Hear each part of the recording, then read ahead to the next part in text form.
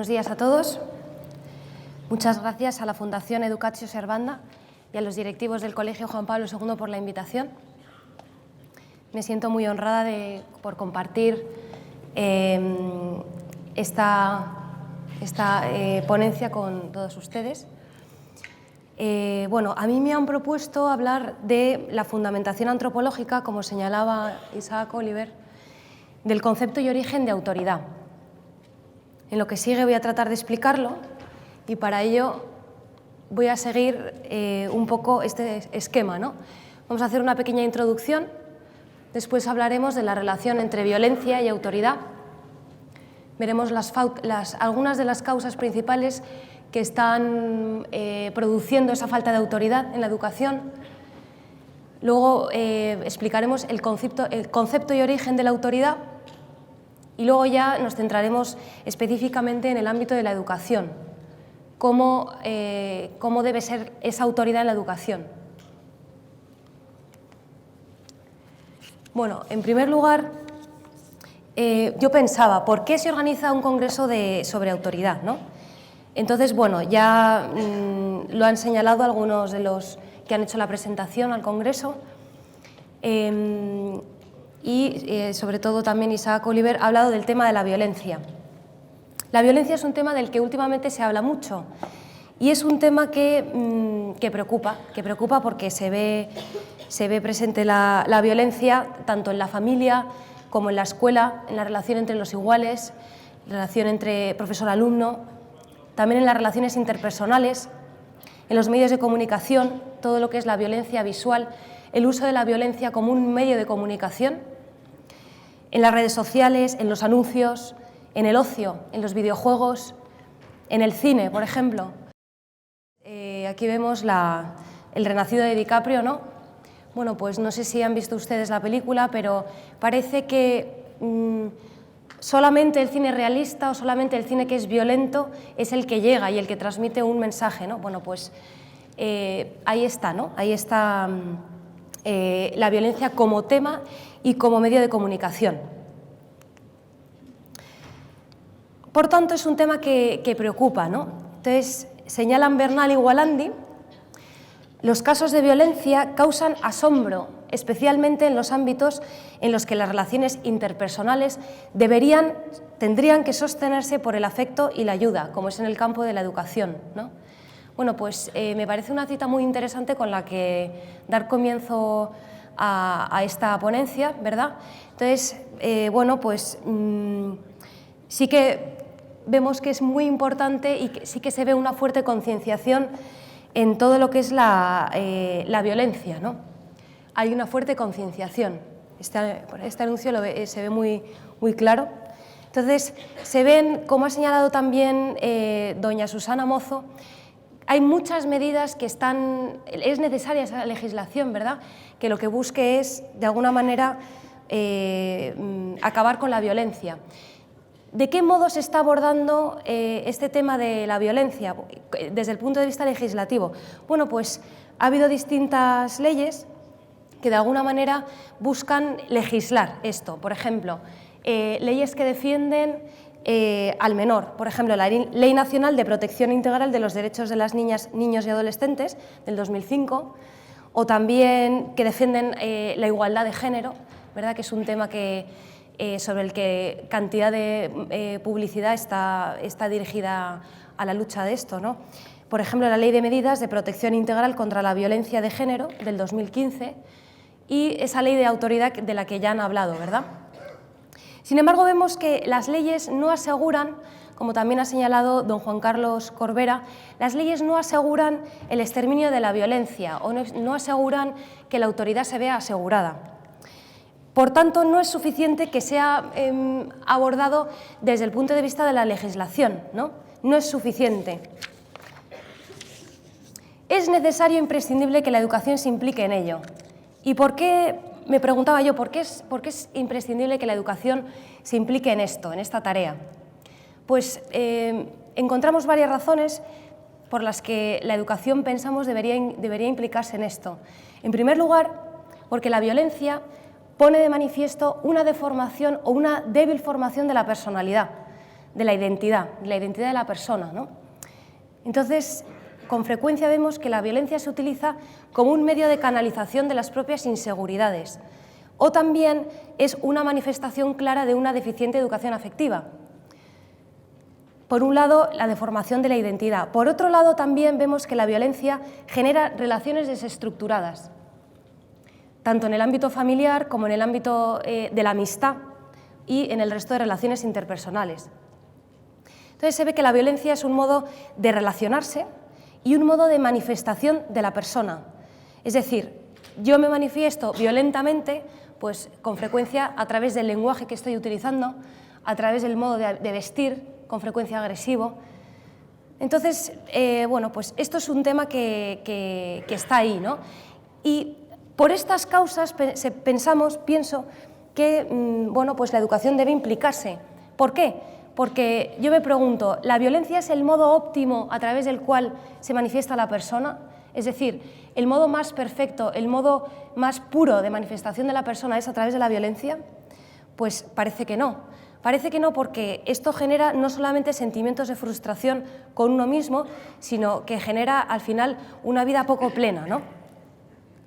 Entonces, lo que ocurre es que cuando un niño o adolescente no regula adecuadamente sus emociones, está poniendo una traba en su proceso educativo. ¿Por qué? Porque esta falta de maduración lo que va a hacer es producir unas resistencias a la labor educativa de los padres y de los maestros. Señala Rolf Carballo que el niño necesita respaldo, es decir, saberse querido, autoridad, esos límites de los que ya nos han hablado también, y protagonismo. ¿Qué ocurre? Que el niño necesita, en definitiva, de la autoridad para su seguridad y para poder orientarse en el mundo en el que vive, ¿no? Entonces, lo que ocurre es que cuando a este niño le falta la autoridad, se manifiesta de un modo violento. Cuando no tiene esos límites, cuando no tiene esa seguridad, lo que hace es que se manifiesta de un modo violento. Por tanto, replantearse la exigencia de los padres nos va a remitir a reflexionar sobre la disciplina y, en definitiva, sobre la autoridad. En definitiva, todo lo que afecta a la persona debe ser abordado por la educación. ¿Por qué? Porque el objeto de la educación son las personas. Y, en último término, la finalidad de la educación, ¿cuál es? Ayudar a crecer a esas personas. Por tanto, la autoridad es reclamada porque para el crecimiento de las personas es imprescindible de la presencia de figuras con autoridad, que le orienten y que le ayuden en ese proceso madurativo. El niño, de entrada, desde que es pequeñito, no sabe lo que es bueno para él y necesita de personas que le quieren y le digan qué es lo bueno para él. El niño necesita límites para poder poco a poco ir haciendo un uso libre de esa libertad que tiene.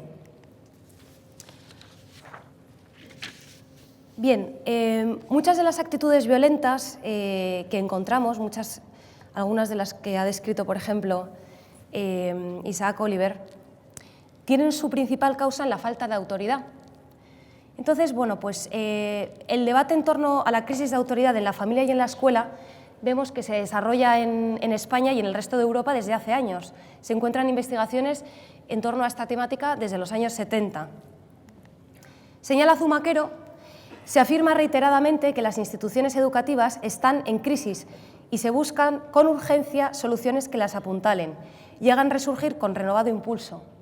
Entonces, este tema de la crisis de educación, que parece que es del 2016, pues ya se ve que viene desde los años 80, por lo menos Zumaquero lo señalaba, ¿no? Y antes se recogía. ¿Cuáles son algunas de las principales causas de la falta de autoridad? Me pregunto yo. Pues hay muchas, ¿no? Una de ellas tiene que ver con la universalización de la educación. Esto sin duda ha sido un gran avance en la historia del hombre. Antes en la escuela acudían solamente algunas personas. Ahora, como todos los maestros que están aquí presentes lo saben, acuden todas las personas, cualquier persona de distintos ambientes económicos, culturales. Tenemos el hecho de la multiculturalidad. en la educación están conviviendo distintas realidades, ¿no? Esto puede ser, y esto dificulta la tarea educativa de alguna manera. También vemos algunas de las características de la posmodernidad que están incrustadas en la escuela también, porque todo lo que afecta a la sociedad afecta a la escuela, evidentemente. ¿Qué características son estas? Bueno, pues tenemos por un lado la debilidad de la razón, que es fundamentalmente, nos remontamos a la Ilustración, ya lo explicaremos un poquitín más adelante. Hay una sustitución de la verdad por la certeza. La verdad tiene que ver con la realidad objetiva, ¿no? Y la certeza es un estado subjetivo de la persona frente a esa realidad. Entonces, se ha sustituido lo que es la verdad por la certeza. Entonces, hay una debilidad de la razón. También está muy presente el individualismo, es decir, este sujeto es independiente de la realidad. Yo estoy en una realidad, pero soy independiente de ella, ¿no?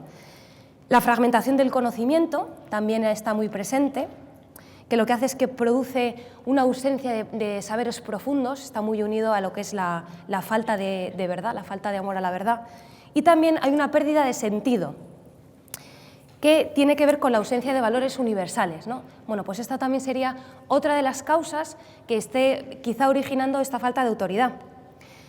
En tercer lugar, también vemos como consecuencia de la sociedad del conocimiento, pues que la escuela ya deja de ser la principal institución transmisora del saber. Ya encontramos información, uno tiene dudas y tiene un teléfono móvil que consulta en un momento a Wikipedia o a Google y lo ha resuelto, ¿no? Otra de las causas podría ser también la débil participación de los padres en lo que es la educación de los hijos. Esto también se ha señalado, ¿no? Entonces, los principales agentes de la educación, con frecuencia, que son los padres, con frecuencia están fuera del debate de la educación. Y de alguna manera están reclamando por parte de los poderes públicos una intervención. Hay un problema con la autoridad, hay un problema con la violencia y yo reclamo por parte de los poderes públicos una ayuda, una solución. ¿Qué hacer en esta situación? ¿Cómo conseguir que los principales agentes de la educación, los padres, participen de frente y de verdad en la reivindicación de su derecho a decidir sobre la educación de sus hijos? Bueno, pues la respuesta a esta pregunta no es sencilla, ¿no? No es sencilla porque con frecuencia tampoco existe el espacio idóneo sobre el que se establezca esta reflexión, ¿no? Una reflexión profunda. Y también tampoco está clara muchas veces cuáles son los límites de los padres, de la escuela, del Estado en la educación de las personas. No están claras cuáles son los límites, ¿no?, de cada una de estas esferas que intervienen en la educación. También, por otro lado, creo que otra causa importante de esta crisis de autoridad es que con frecuencia no están claros bueno, pues estos límites que hemos dicho, ¿no?, los límites de la escuela, del Estado, de la familia, ¿no? También lo que ocurre es que, aparte de que no estén claros los límites, pues los padres tampoco saben cuál es la tarea última que tienen que llevar a cabo, no saben el sentido de esa educación. Bueno, entonces vemos que lo que, en definitiva, hay que hacer es ir a la raíz de la cuestión, ¿no? El Estado debe intervenir y las funciones fundamentales del Estado en relación a la educación son, por un lado, garantizar el derecho universal a la educación y, por otro lado, debe preservar la calidad de la educación para todos. Pero, evidentemente, bueno, pues todo no lo puede legislar el Estado. Todo lo que es materia educativa debe estar legislado, pues habrá que ver, ¿no? Entonces, bueno, pues en ese sentido decíamos que había que ir a la raíz de este tema, ¿no?, a la raíz de la autoridad. Es más, parece que el tema de la autoridad tiene que ver, hay que ir un poco en la línea de trabajar para lograr personalidades sólidas que de alguna manera, bueno, pues integren esa sociedad en la que estamos viviendo y de alguna manera la cambien, ¿no? Entonces, por eso es importante ir a la raíz de esto.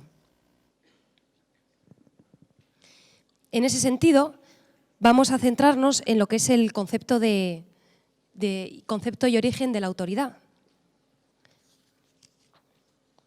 ¿Qué es la autoridad? ¿Dónde encontramos su fuente y origen? Bueno, pues a partir de la década de los 70 aumenta la discusión sobre todo lo que tenga que ver con la educación y la autoridad. Pienso que quizá parte de la crisis de autoridad está motivada por ideas erróneas de lo que es la autoridad, como han señalado también Juan Carlos Corbera al principio de su intervención. No tenemos claro qué es la autoridad, pero muchas veces hay una idea errónea de lo que sea la autoridad. Claro, si los padres y profesores no tienen clara qué es la autoridad, pues posiblemente esto esté influyendo en su modo de ejercerla, ¿no? En su modo de llevar a cabo en la educación. Entonces, vamos a ver algunas de las principales ideologías que se han instalado en este mundo contemporáneo y que parten todas de la Ilustración. Entonces, vamos a hacer un brevísimo recorrido histórico para poder comprender, para poder encontrar cuál puede ser el motivo, desde el punto de vista histórico y filosófico, que esté originando esa falta de ese concepto erróneo de autoridad, de lo que es la autoridad. Y a continuación explicaremos lo que es la autoridad.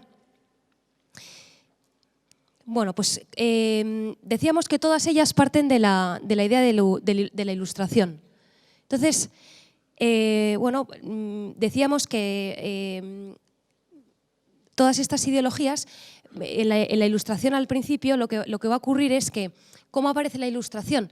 Bueno, pues si nos remontamos, la Ilustración fundamentalmente es lo que sigue al Renacimiento, ¿no? ¿El Renacimiento qué es lo que va a hacer? El Renacimiento va a recuperar los valores clásicos de la Grecia antigua. Y esos valores clásicos de la Grecia antigua fundamentalmente son el poder de la razón, ¿no? En la Grecia antigua, en el periodo clásico, estamos en el siglo V, el hombre se caracteriza, la idea de hombre que prima en ese momento es la de un hombre en el cual la razón es su principal potencia y sobre ella gira todo lo demás, ¿no? Entonces, en el siglo V es cuando fundamentalmente aparecen, bueno, todos los sofistas, los filósofos, Platón, Aristóteles, Sócrates, todos los que muchos conocemos, ¿no? Y ahí aparece la razón. Bueno, pues el Renacimiento recupera ese valor de la razón. Y bueno, pues tras ese periodo de decadencia de la Edad Media, se intenta volver a recuperar la ilusión con esos valores clásicos, ¿no? Entonces, todos pensamos que los ilustrados, la Ilustración es la que se inventa la razón. Pues no, el poder de la razón, la influencia de la razón sobre el hombre, quienes realmente lo trabajan son los griegos.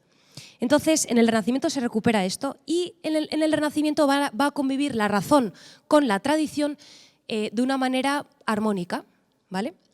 Entonces, fundamentalmente esta tradición está representada a través de la autoridad moral de la Iglesia. ¿Qué ocurre? Que con el Renacimiento va a haber una gran corrupción por parte de todas las instituciones que había en ese momento, ¿no? Políticas, sociales, religiosas. Y desde el punto de vista religioso hay una confusión por parte de la Iglesia de lo sobrenatural y lo temporal. Entonces, esto lo que va a desencadenar es una crítica por parte de distintas personas, ¿no? Y aquí es cuando aparece la Reforma protestante. Y con Lutero lo que ocurrirá es que la autoridad pasa de la Iglesia al sujeto. Es decir, en vez de distinguir que haya una serie de personas que estuvieran confundidas, lo que va a hacer es rechazar la autoridad moral de lo sobrenatural, ¿no? Entonces, lo que va a ocurrir es que la razón se va a desvincular de toda referencia externa. Y esto, poco después, con Descartes, lo que va a ocurrir es que va a suceder esto de la sustitución de la verdad por la certeza. Entonces, esta va a ser quizá una de las primeras corrientes filosóficas que estén influyendo en la actualidad en el concepto erróneo que tenemos de autoridad. Lo que va a ocurrir es que se va a apelar a la autonomía de la razón y todo lo que sea autoridad va a rechazarse, ¿no? ¿Por qué? Porque la tradición moral que había entonces ya no es portadora de la verdad, sino que es preferible seguir lo que diga la propia razón. Bueno, pues esto está muy instalado en la educación actualmente, ¿no? Como consecuencia va a aparecer lo que es el escepticismo gnoseológico, que lo que afirma es que es imposible afirmar la verdad. Y esto es, bueno, pues esto es muy conocido, lo vemos en la actualidad, ¿no? Esto es de gran actualidad. Pues el relativismo, ¿no? Cualquier opinión tiene el mismo valor, independientemente del contenido que tenga. ¿Por qué? Tiene el mismo valor porque con que lo diga un sujeto, pues ya tiene valor. Efectivamente tiene un valor, pero no todas las opiniones tienen el mismo valor, ¿no? Esto está muy extendido, por ejemplo, en la típica afirmación, tú piensas así, yo pienso así, aquí que cada uno piense lo que quiera, ¿no? Bueno, pues eso es algo que también está poniendo una traba a lo que es la autoridad. Rousseau, que nos ha hecho mucho daño a la educación, ¿no? Como se ha señalado antes, pues fundamentalmente lo que afirma Rousseau es que al niño hay que dejarle hacer. El naturalismo pedagógico de Rousseau es una consecuencia de las dos teorías que acabamos de ver, ¿no? Va a plantear que el niño, cualquier acción educativa lo que hace es coartar su libertad. Entonces al niño hay que dejarle hacer, hay que dejarle en su estado natural y ya está, ¿no? También tenemos el marxismo, que lo que va a plantear es un dominio de los educandos, todo lo que es la acción educativa de los padres o de los educadores, toda educación va a ser coacción, ¿no? Entonces, esto también va a marcar mucho el concepto de autoridad de ahora.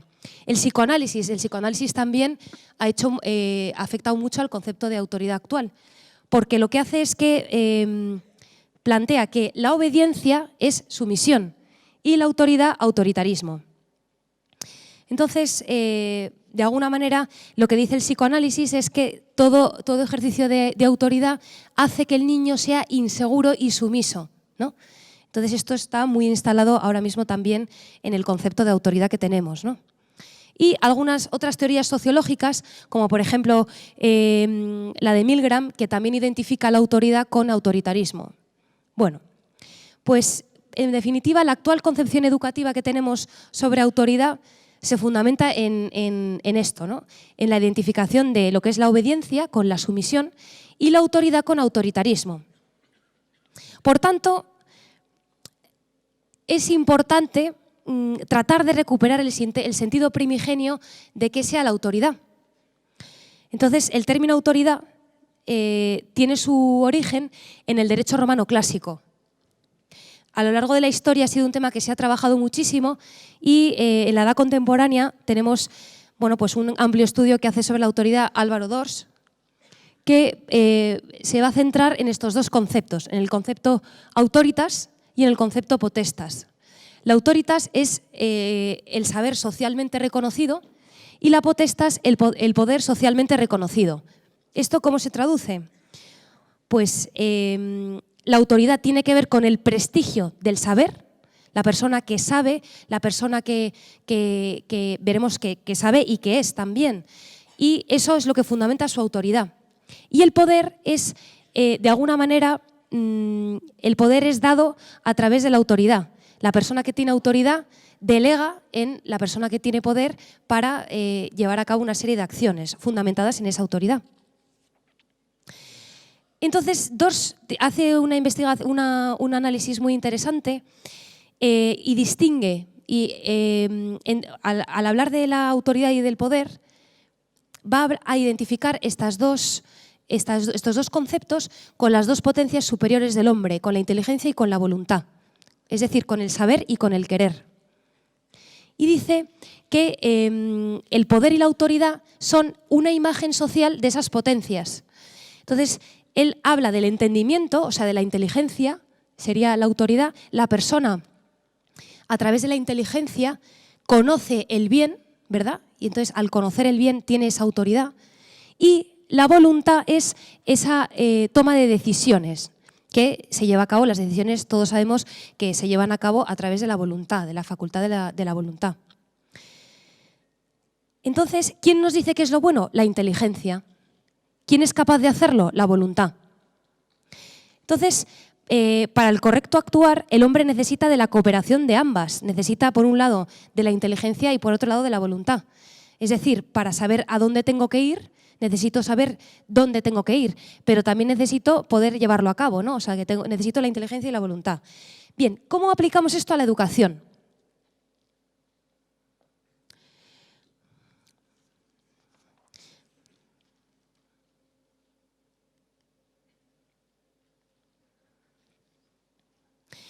Entonces, ¿por qué es legítimo que tengamos autoridad los padres y los profesores? Primero voy a hablar de los padres y luego voy a hablar de los maestros. En primer lugar, es muy importante subrayar la idea de que no existe oposición entre autoridad y libertad. Esto es importante. La autoridad es la que orienta amorosamente al poder, ¿no? a la voluntad.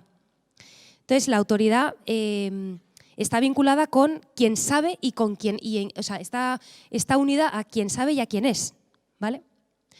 Entonces,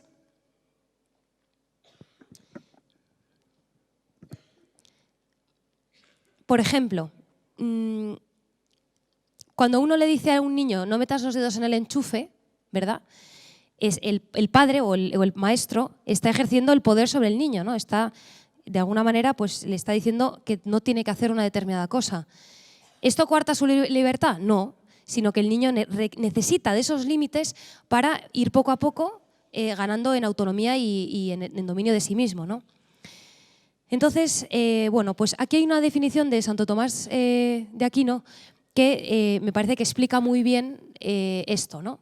De por qué los padres tienen esa autoridad. Dicen: el padre es principio de la generación, de la educación, de todo lo referente al perfeccionamiento de la vida humana. Entonces, claro, evidentemente los padres, como son los que han generado la vida del niño en colaboración, ¿no? Pues son los principales responsables de la educación de los hijos. No pueden, yo no genero y desentiendo al niño, ¿no? Sino que soy el agente principal, natural, de modo natural, que me tengo que encargar de esa educación, ¿no? Esto lo decía Santo Tomás de Aquino. Entonces, de aquí podemos deducir, por tanto, que hay dos figuras: la figura del padre y la figura de los hijos. La figura del padre-madre y la figura de los hijos, que es lo que llamamos la filiación, que es la relación que tiene el hijo respecto a los padres, y la relación paternidad-maternidad, que es la relación específica de los padres en relación a los hijos, ¿no? Entonces, el hecho de que el hijo proceda del padre y de la madre le confiere un sentido de dependencia del padre y de la madre. Y lo que le debe, diría Leonardo Polo, es piedad, que es el agradecimiento. Y, por otro lado, el papel del padre y de la madre respecto al hijo no puede reducirse a dar esa vida, sino que debe continuar con la crianza y con la educación. Y ahí es donde entraría la autoridad, ¿no?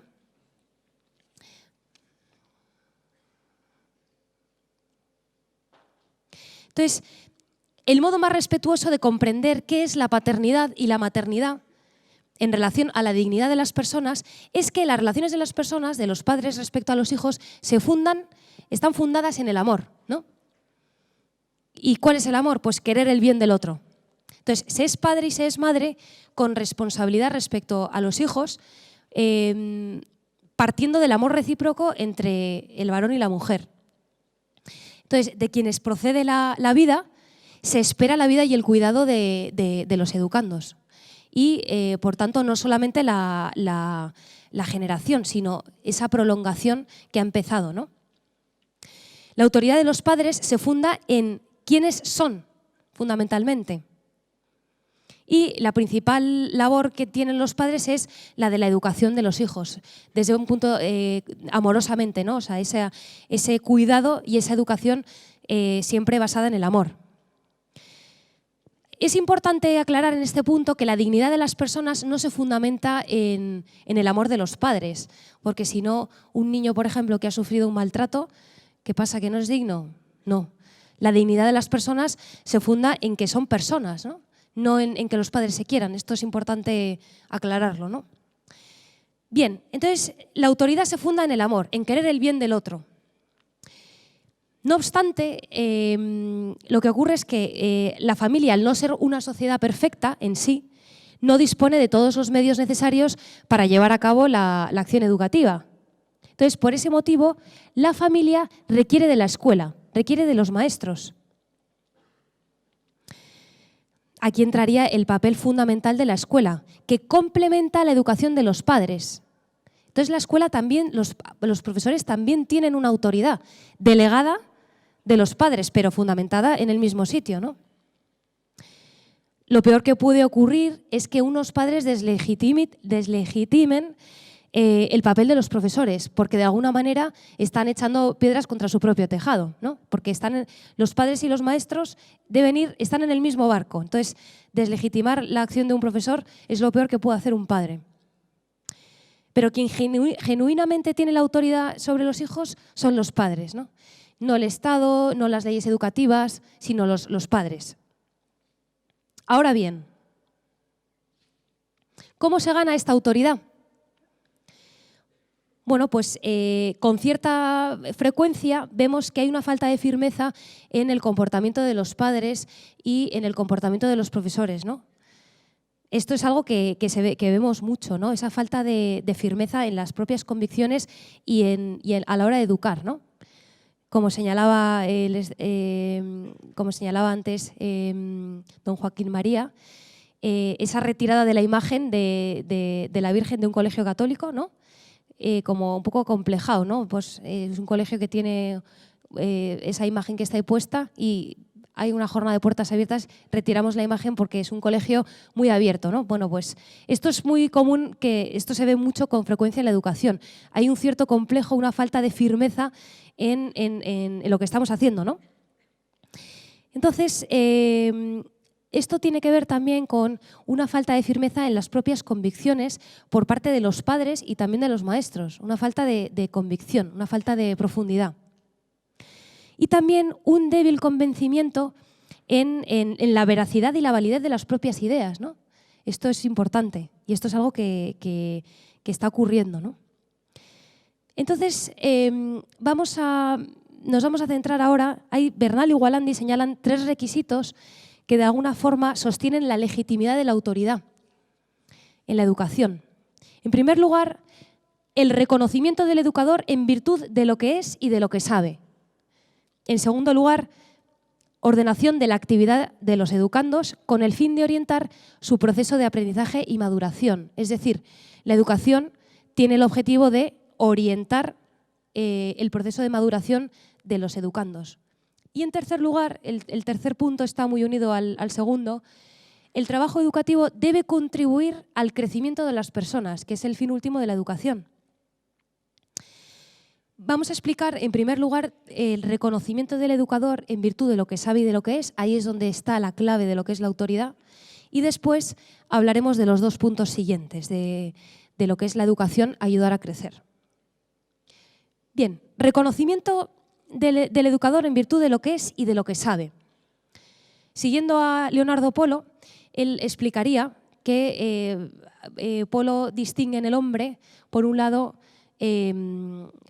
una naturaleza, que es lo que nos iguala al resto de seres. Cada ser de la creación tiene una criatura específica. Los perros tienen la suya, los gatos la suya, los cangrejos la suya, el ser humano la suya. Pero en el hombre hay algo específico que es persona, ¿no? Entonces, bueno, esta distinción no es cosa menor porque, bueno, pues vamos a ver qué supone ser persona, ¿no? Entonces, cuando hablamos de el educador, la autoridad se fundamenta en lo que sabe. En primer lugar, en lo que sabe. ¿En lo que sabe en qué sentido? Bueno, pues en lo que sabe en 2 sentidos. En primer lugar, en un conocimiento, es decir, un saber teórico. El educador, el maestro, el profesor debe saber unas cuestiones básicas de educación, ¿no? Unas cuestiones básicas de qué es lo que pretende un padre cuando lleva a su hijo al colegio, cuando elige el colegio para sus hijos, evidentemente mira qué proyecto educativo se amolda más al planteamiento que tiene de la educación, ¿no? Aunque no tenga conocimientos de educación, pero debe pensar sobre esto, ¿no? Entonces, en primer lugar, conocimiento teórico.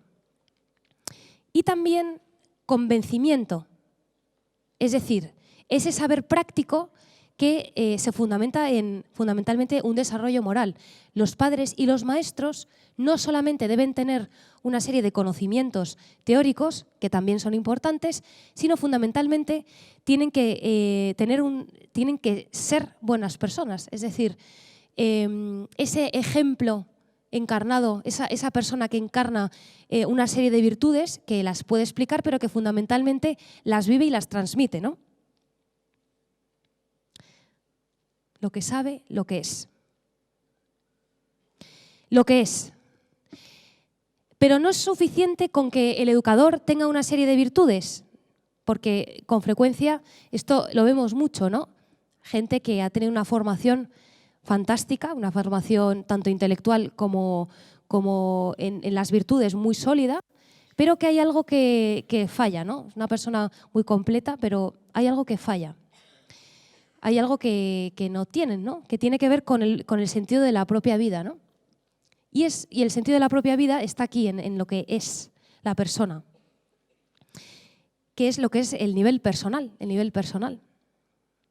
Y aquí, ese sentido de la vida que deben tener los padres, deben reflexionar sobre su sentido, sobre su origen y sobre su sentido último de la vida. Y los maestros también, porque al final lo que convence, lo que hace que una persona tenga autoridad moral sobre otra es el ejemplo de una vida, no solamente que tenga una serie de virtudes, sino que tenga un sentido en su vida, un sentido de ese origen y esa destinación.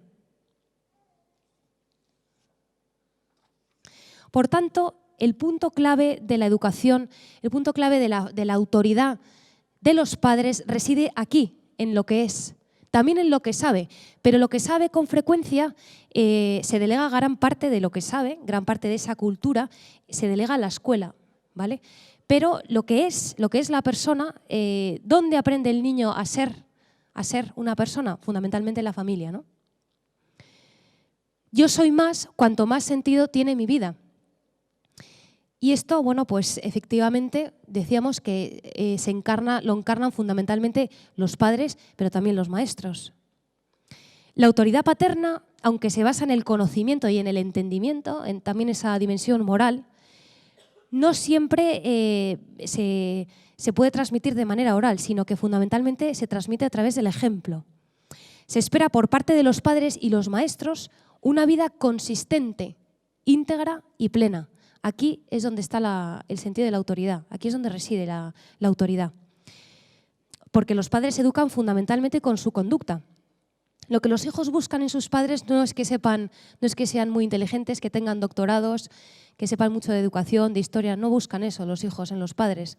Lo que buscan es un ejemplo, un modelo a seguir, ¿no? Un modelo de vida plena.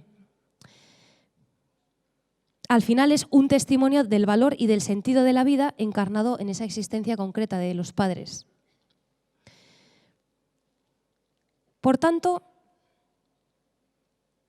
se aprende a vivir por el ejemplo de saber vivir, no tanto por la palabra ajena, ¿no? ¿Cuántas veces todos recordamos el maestro, ¿no? Algún maestro que ha influido en nosotros?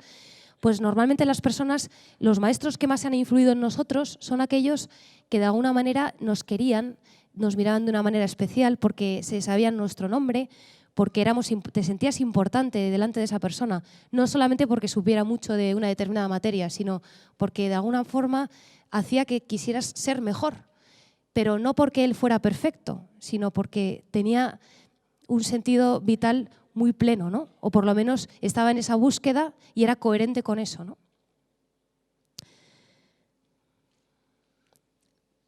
Entonces, ¿cuál es la autoridad de la escuela? ¿Cuál es la autoridad de los maestros? Pues la misma. La autoridad de los maestros está fundamentada también en esto, tiene el mismo fundamento. En este caso, pues los padres efectivamente, al no disponer de todos los medios suficientes, todos los medios necesarios para poder aportar una educación cultural sólida al educando, acuden a la escuela. Pero no solamente reclaman por parte de la escuela eso, sino que también están reclamando esa unidad de vida por parte de los maestros, ¿no? Por eso no es indiferente el colegio al que llevemos a nuestros hijos, no es indiferente.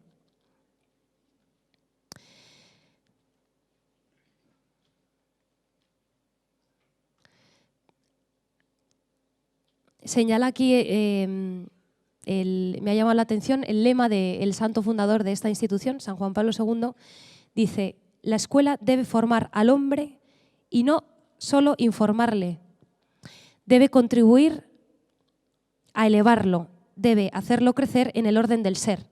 Pues ahí está, ¿no? La autoridad. ¿Dónde radica la autoridad? Pues en esto, ¿no? Bien, entonces la autoridad ¿la autoridad para qué? ¿Para qué es necesaria la autoridad? Pues la autoridad fundamentalmente está al servicio del crecimiento de la persona. La autoridad se ha de ejercer en función de unos fines. Estamos educando para algo, ¿no? La educación debe estar arraigada sobre unos principios. ¿Qué pretendemos en la educación de nuestros hijos? ¿Qué pretendemos en la educación de nuestros alumnos? Si estos principios no existen, es inútil la autoridad, porque es un querer, pero ¿para qué? ¿No? En definitiva, la autoridad es un medio para ayudar a crecer a las personas, para ayudarles a encontrar ese sentido pleno de la propia existencia, para conocer y ser personas con una personalidad sana, una personalidad muy sólida, ¿no? Para ser mejores personas al final, para aceptar quiénes somos y cuál es el sentido de la propia vida. Se ejerce la autoridad porque se desea el bien de las personas, no porque se desee el propio bien. Ahí habría manipulación, ¿no? También es muy frecuente, esto lo vemos muchas veces, los padres, ese permisivismo, muchas veces por la realidad de tener que trabajar mucho, tanto el padre como la madre, hoy en día pues esto es una realidad que es así, ¿no?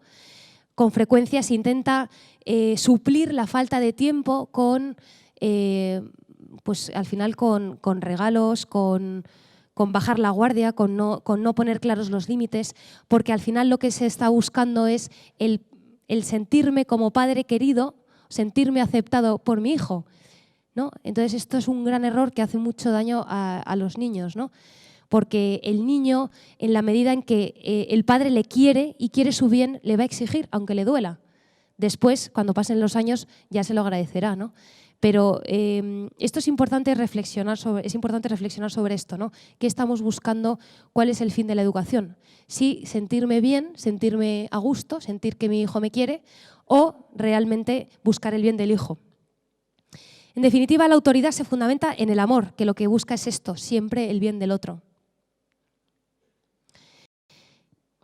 Bien, pues después de haber explicado un poco todo este bloque teórico, al final, ¿qué es lo que yo pensaba, ¿no? En definitiva? Pues muchas veces, ¿cómo concretamos esto? Bueno, pues al final yo les animo, por un lado, a formarse muy bien intelectualmente y culturalmente, a formarse muy bien, también sobre lo que sea la educación, sobre qué es lo que estamos pretendiendo, también a ejercer las virtudes, también es importante, a ejercer las propias virtudes, ¿no? Y bueno, pues a buscar ese sentido vital, ¿no? Muchas veces bueno, pues habrá que ser fuerte porque no será agradable tener que frenar que poner límites a los hijos, pero es necesario, imprescindible para su orientación y porque ahí está el bien, ¿no? Y así les querremos bien, ¿no? Por tanto, ¿de qué hemos hablado? Bueno, hemos visto que la autoridad es un problema actual que se manifiesta a través de la violencia muchas veces. Vemos que es necesario recuperar el concepto de autoridad después de la Ilustración. También hemos explicado que el fundamento de la autoridad tiene que ver con el saber y con el ser. El maestro debe ser y debe saber, pero sobre todo debe saber, también debe ser. Y los padres fundamentalmente deben ser, también tienen que saber. En definitiva, la autoridad se fundamenta en el amor, que es querer el bien del otro, y su fin último es la ayuda en el crecimiento de las personas.